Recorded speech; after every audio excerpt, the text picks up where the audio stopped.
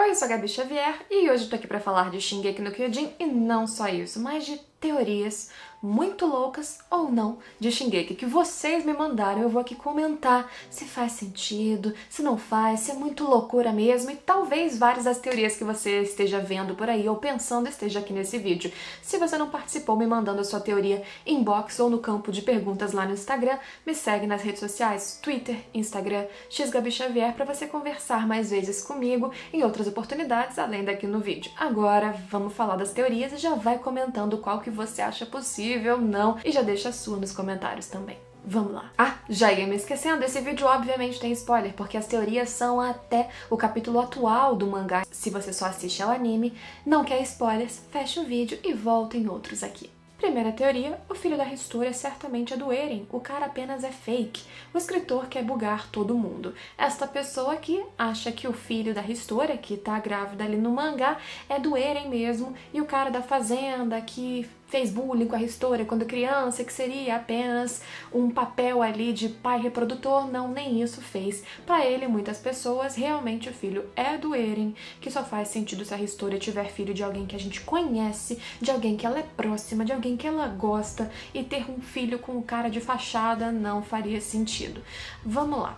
Realmente, eu acho que o Isayama aqui e ali deixa algumas pistas dúbias que fazem a gente ao longo da leitura achar que é uma coisa podendo ser outra também.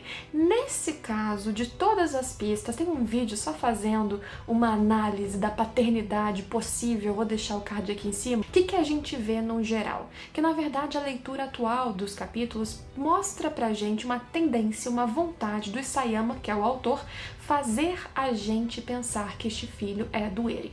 Por causa da proximidade da Historia com o Eren, de fato depois da cena da caverna com Rod Reis, Eren quase morto, Historia quase matando o Eren, depois salvando ele, os dois se aproximam, até em sofrimentos, até em passado, angústia, todas aquelas coisas, mas não existe nenhum momento que mostre que os dois se aproximaram mais do que troca de conversas, diálogo só deles. Realmente eles têm um momento só deles aqui e ali. Mas não seria de tudo improvável ou incoerente se esse filho fosse do Eren nesse sentido. Eles poderiam ter se apaixonado, ter ficado ligados, ou simplesmente o Eren quis garantir que ia ter um filho mesmo ou quis participar ativamente. Mas existem muitos fatores para que isso não seja verdade. Primeiro, porque para mim o Eren não tá focado em amor, mesmo em relação à Historia, em relação a qualquer pessoa, ele tá focado em vingança, em avançar, em seguir com o plano dele, em seguir com o que ele acha que é o certo e é necessário fazer. Ter um filho ali por associação amorosa, pra mim, não faz sentido. Depois que sim, quem contou na história, no mangá, tá? Que a Historia tá grávida de um cara da infância, blá blá blá, foram os militares, não foi a própria Historia que falou, nem o Eren, mas, entretanto, o diálogo era deles, mas o flashback não. O flashback, que é a ceninha da Historia indo falar com o cara da fazenda, se encontrando com ele, com o Eren de fundo acompanhando a cena, tudo isso aconteceu. Quais foram os diálogos, quais foram as conversas ali, a justificativa, os planos, isso a gente não sabe, mas o encontro aconteceu. E nada prova, nada mostra que esse cara, por exemplo, sabe da proximidade da Historia com o Eren, sabe do verdadeiro motivo dela querer engravidar, sequer sabe sobre jaegeristas e o que o Eren vai fazer. Eu, inclusive, acho incoerente e improvável que ele tenha qualquer ligação com o plano verdadeiro do Eren, que, na verdade, isso seria, inclusive, muito arriscado, um plano que quase ninguém sabia, que ele só falou pro Floch, pra Historia, até onde a gente sabe, não faria sentido um cara qualquer da fazenda saber disso, o Eren sendo pai ou não. O Levi desiste do reconhecimento e vai trabalhar como faxineiro. Olha, eu acho que se o Levi tivesse condições hoje, depois de tanta decepção, no máximo ele ia lá matar o Bestial, se o Bestial aparecer vivo em algum canto, porque a gente não sabe onde tá o Zeke.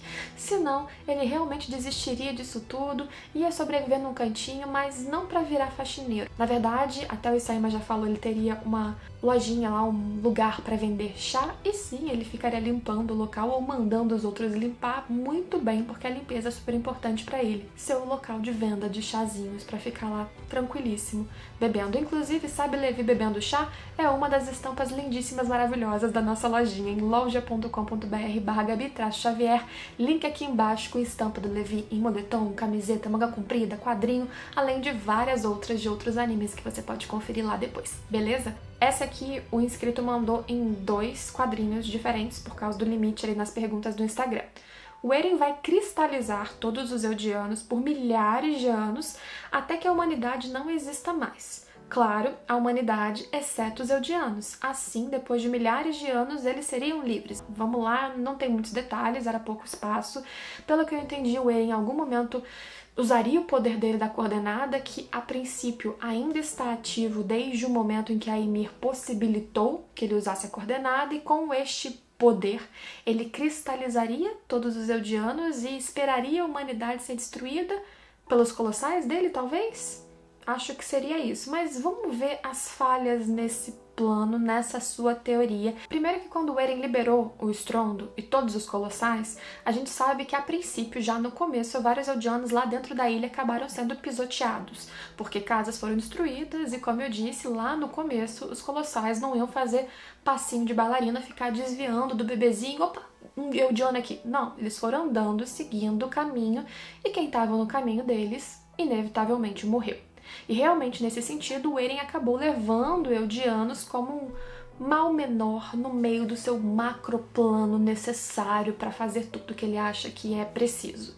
Então, por que se ele pensasse em salvar Eldianos e se tivesse a possibilidade dele cristalizar todo mundo, o que é um princípio, uma premissa que nunca foi colocada, vamos lembrar disso, por mais que o cara lá que criou depois o Zeke Yeager, que era um cientista, tenha falado que existe uma história de que a coordenada já foi usada em determinado momento com o povo eldiano lá para dar imunidade a uma doença, então teria modificado os corpos de vários eldianos em massa, em larga escala, e você possa fazer uma associação de que então a cristalização em massa também pudesse acontecer, se a gente fizer toda uma força para dizer que tá, isso talvez faça sentido. De novo, não há premissa real na história para isso, nem para esse rumor que o Zeke ouviu.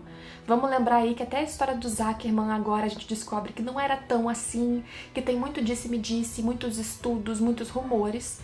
Então não existe nada que reforce e garanta que isso possa acontecer, mas se a gente considerar que pode, ainda assim, por que o Eren não cristalizou desde o início? Por que ele não cristalizou tudo, liberou os colossais ou fez isso imediatamente após liberar? Já pisoteou um monte, já chegou lá na ilha e talvez tenha pisoteado em Marley, em Libério no mínimo, vários outros eldianos que estivessem ali presos, talvez, como iscas ou não, mas nos guetos. Então não tem mais tempo para ele salvar o eldiano. Qual o ponto dele fazer isso agora? Pra quê? Mais que isso, porque na verdade, se ele já tá chegando em todos os continentes com os colossais, a destruição já vai continuar pra frente. Os eldianos que vão se perder já estão se perdendo. O pessoal lá da ilha que ele vai salvar, mas não tem quem atacar eles agora, porque na verdade o Eren tá destruindo todo mundo que possa atacar o pessoal da ilha em algum ponto. Ele só faria uma medida emergencial dessa, que pra mim não faz muito sentido por outra questão que eu já vou falar, se ele estivesse perdendo, sendo quase derrotado por algum motivo, de forma estratégica, militar, que eu ainda não consigo ver como que alguém pode parar o Eren todos colossais, e aí, no desespero, no fim, cristaliza todo mundo e tá, mas daí também se ele morre, quem que vai descristalizar? Não acho que faz muito sentido. Fora que vamos lembrar que o Eren tem como princípio fundamental desde criança e cada vez mais odiar privação de liberdade, odiar quem limita alguém ou quem se deixa limitar. Como que ele vai colocar todo mundo dentro de um cristal para esperarem a coisa toda acontecer, se é que vai acontecer como tem que ser? Não encaixa, não consigo acreditar. O que vocês acham disso? Comenta aí. E se o rei Fritz, que renunciou ao poder do Titã fundador e impediu que seus sucessores também o usassem, na verdade viu um vislumbre do que o Eren está fazendo agora e interpretou que aquela destruição seria causada pela Guerra dos Titãs. E na verdade ele estava tentando impedir. Vamos lá, foram 3 quadradinhos para a pessoa mandar essa teoria. Eu não sei se o Karl Fritz, que foi o rei 145 que levou o pessoal para a muralha, alguns eldianos, e modificou memórias e fez aquela renúncia da coordenada, de não poder entrar em guerra com este poder do Titã Primordial, não sei se ele chegou a ver alguma coisa, não sobre o futuro. Porque vamos lembrar que esse poder de ver o futuro não é exatamente um poder como foi interpretado pelo Grisha, não até onde a gente sabe. Foi na verdade um efeito colateral, uma consequência, um resultado daquele momento que a gente acabou de ver há pouco tempo atrás, em que o Eren foi para os caminhos com o Zeke, e junto com o Zeke ele conseguiu caminhar em certas memórias, um poder ali dos caminhos, coordenado, daquele ambiente que junta todos os Eldianos e tal, e aí ele acabou produzindo consequências no passado, inclusive, e consequentemente no futuro. Não é que ele tenha o poder de ver o futuro. Na verdade, nem em relação à coordenada em si, a gente supunha que por causa dessa ponta de ligação entre passado, presente e futuro, entre vários Eldianos e pensamentos e fluxos temporais de vida, a coordenada pudesse mandar memórias para o futuro, mas nem isso foi confirmado. O que a gente sabe mesmo é que a coordenada modifica memórias de Eldianos, inclusive apagando, como a gente já viu a Frida fazendo com a Ristora, como o próprio Karl Fritz fez com a galera em Parades, né, na ilha, mas não a ponto de enxergar, ser um vidente, onisciente, onipresente. Isso não é dito. Como eu falei, pode ser especulação, teoria, de fato, e eu até acharia interessante a ideia de que o Karl Fritz, por algum motivo, acabou vendo o futuro e vendo o que ia acontecer, mas por que ele viu e os outros não? Ah, porque só ele ligou? Só ele se importou com o que ele viu? O que teria sido o gatilho para ele enxergar esse futuro que o Eren presenciou, que o Eren causou? Eu acredito que o que já tinha acontecido antes dele ir pra lá, toda a guerra titã, todas as mortes, disputas, domínios e ciclos de ódio que se intensificam com o poder dos titãs, já foi o suficiente para ele decidir que não, que eles são uma praga no mundo, que eles são um mal e que o fim deles seria necessário, mas enquanto o fim não chegasse, a hora de acabar não chegasse, eles ficariam vivendo em um paraíso esquecido, numa ilha, em paz, até quando fosse possível. Eu já acho que existe uma justificativa para ele ter feito isso. Teoria de que o Eren vai trocar de lugar com a Ymir e ela vai nascer no lugar dele.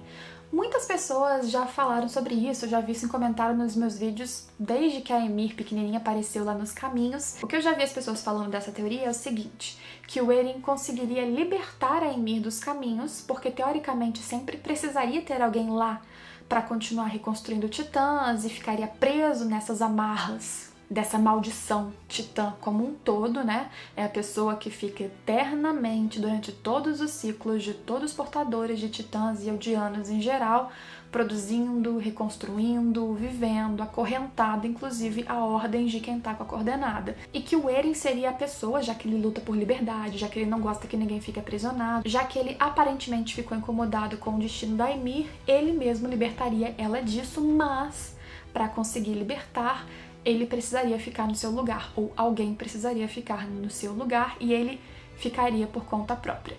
Primeiro que por conta própria eu não acredito que ele ficaria, de novo, pela mesma premissa de que o Eren não aceitaria privar a sua liberdade a troco de nada, mesmo a troco de libertar outra pessoa, porque ele é muito egoísta no seu pensamento, isso a gente não pode esquecer, a não ser que, até ele decidir fazer isso, existisse um momento muito dramático, algo que mudasse a sua cabeça, que fizesse ele se arrepender de todas as suas perspectivas, objetivos, e ele percebesse que tá focando na coisa errada, não em salvar, mas num método e modo automático, egoísta, que só vai trazer mais tristeza, enquanto ele não chegar nesse momento de catarse, de pensamento, de cair em si, da ficha cair, eu não acho que faria sentido ele fazer isso, pelo menos por escolha própria.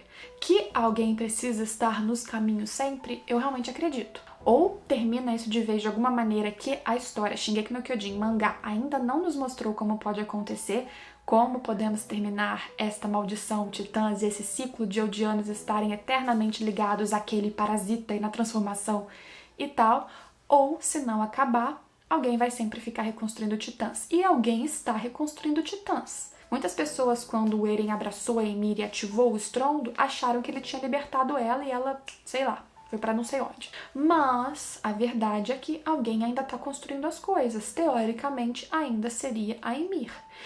E é até sacanagem, porque ficam falando que o Eren libertou a Ymir, não sei o quê, e aí fez ela construir um titã de 300 mil metros, que é o titã tenda de ossos, o Erensauro fóssil. A gente tem uma utopia por ter visto o sofrimento da Ymir, que refletiu na Ymir que foi da tropa, que reflete muito no paralelo com o que ainda acontece hoje com a Ristora, isso dá um vídeo legal inclusive. A gente tem uma vontade que ela finalmente se liberte numa reencarnação, no renascimento. Muitas pessoas associam com o bebê da Ristora, que ela teria um bebê e esse bebê seria, no mínimo simbolicamente, a Ymir Fritz.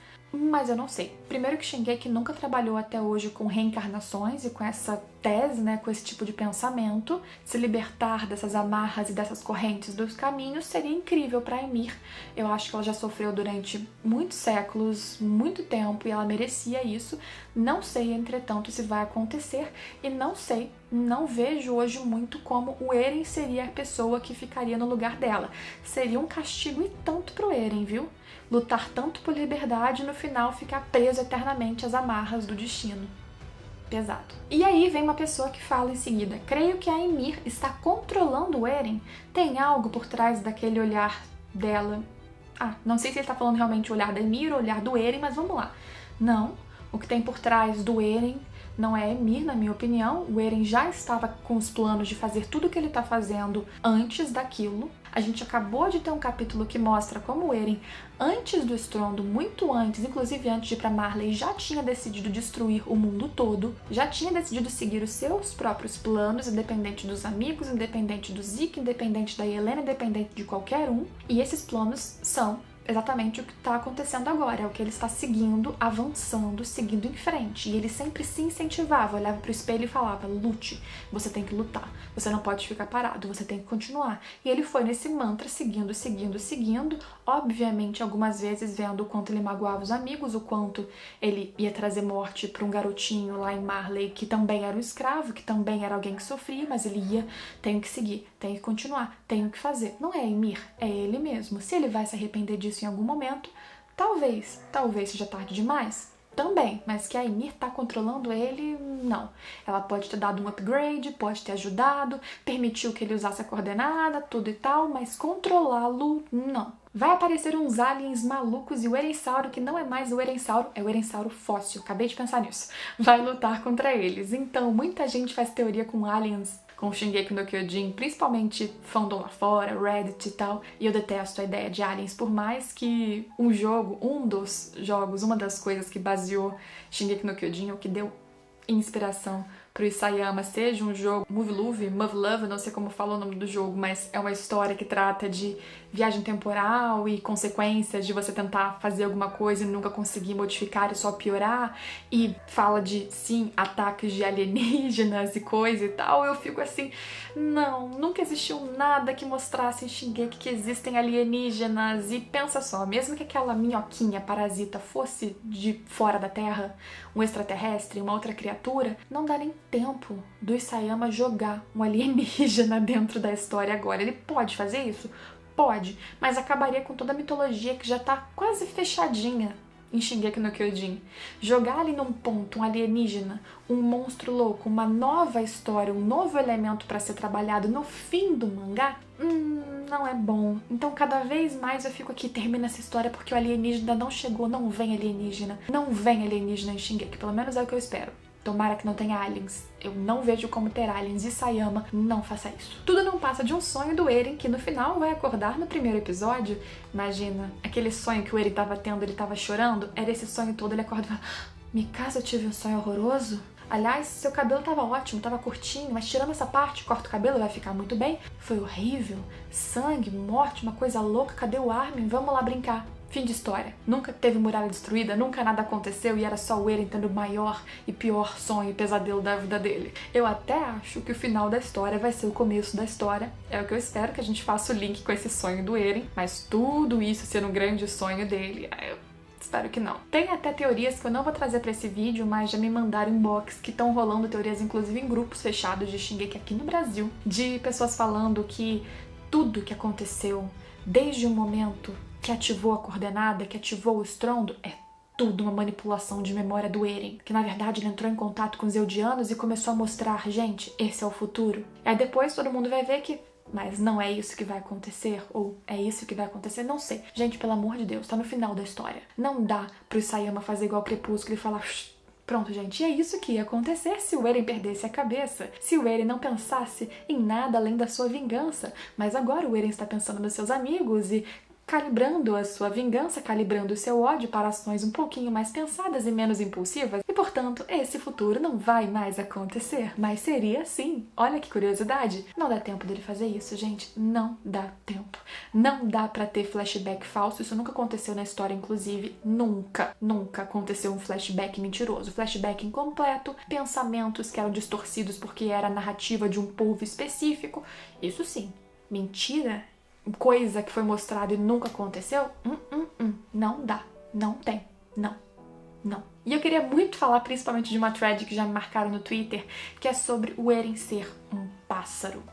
Eu vou colocar aqui quem foi o usuário, que me marcaram pelo menos lá, dessa teoria, que juntou ali algumas imagens, mas eu sei que o Eren pássaro tá rolando aí no fandom e eu vou dar uma resumida porque o vídeo já tá super longo com várias outras teorias. Essa é a seguinte: existe um momento no mangá, principalmente agora, que a gente vê vários fragmentos de teoricamente memórias, que teoricamente são situações que o Eren viu, embora nesse caso não tenha nada comprovando que realmente é isso. Dá pra entender que são situações que o Eren quis que acontecessem assim, mas talvez não sejam situações que o Eren estava vendo, vivenciando, beleza? Mas, nisso tudo, nessas situações, nesses blocos de memórias, às vezes do Grisha, às vezes do Eren, ou de qualquer coisa que ele presenciou, tem lá o Falco. O Falco naquela cena que inclusive foi colocada no trailer da 4ª temporada, que ele tá lá no Forte Slava depois de uma batalha, a última de Marley ali pelo controle da península, olhando pro céu com a mão pra cima e tem um pássaro voando. E a única pessoa que teria essa visão do Falco seria o pássaro. Então será que o Eren, ele é um pássaro? Não, peraí. Vamos ser justos. A pessoa faz uma comparação com o Bran de Game of Thrones, e aí tem uns mini spoilers de Game of Thrones, tá? Cuidado. Bem, com o Bran, porque o Bran ele conseguia viajar em memórias do passado, presente, futuro. Em determinado momento ele acabou interferindo numa dessas memórias sem querer e criou um loop temporal, criou uma consequência inevitável. Hodor, tá? Sem muitos mais detalhes. As pessoas estão dizendo que o Eren fez exatamente a mesma coisa, sem querer, interferindo no passado também do seu pai, provocando consequências no futuro, em um loop. Na verdade, no caso do Eren foi por querer, foi em outras condições. O Eren não encosta numa árvore e começa a modificar as coisas, o Eren não encosta nem na história e começa a modificar as coisas, ele não tem um poder de acessar memórias quando ele quer o tempo todo. Não é igual, mas a pessoa fala, então se o Isayama, ele é fã de Game of Thrones, da série até onde a gente sabe, e ele fez uma coisa parecida com o Bran, por que não fazer outra? Em Game of Thrones, o Bran também consegue trocar peles, ou o Argar, ele consegue entrar como warg dentro de lobos, mas consegue também entrar em corvos e ficar ali na mente de corvos, voando, sobrevoando, vendo o que está acontecendo em batalhas. Será que o Eren também faz isso em Shingeki no Kyojin? Aí você senta, respira, olha para o mangá de Shingeki, olha para Game of Thrones e fala: de onde que o Isayama vai tirar que o Eren consegue entrar na cabeça de animais? É por isso que ele fez, que ele aprovou, que ele participou, que ele mandou fazer aquela abertura da 2ª temporada Sasageyo com vários animais, para mostrar que o Eren, ele entra na cabeça de mosquito, larva, borboleta, papagaio, pássaro, dinossauro, tudo. Esse é o poder verdadeiro, fenomenal, sobrenatural da coordenada que só ele conseguiu alcançar. Assim, gente, desculpa. Eu acho realmente que era um bloco de momentos importantes, não necessariamente, nesse caso, um momento em que o Eren estava enxergando cada uma das situações. Eu não acho que o Eren é um pássaro. Se o Isayama colocar o Eren sendo um pássaro, gente, vocês me desculpem, eu vou ter que xingar muito no Twitter.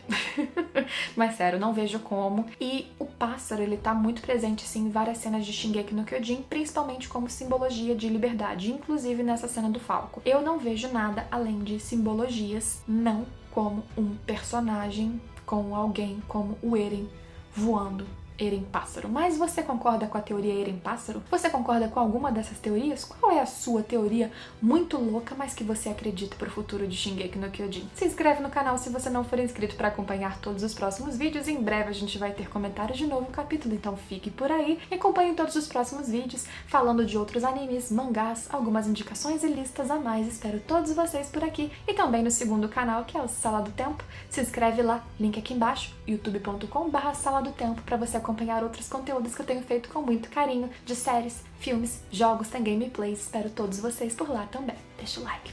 Tchau, tchau!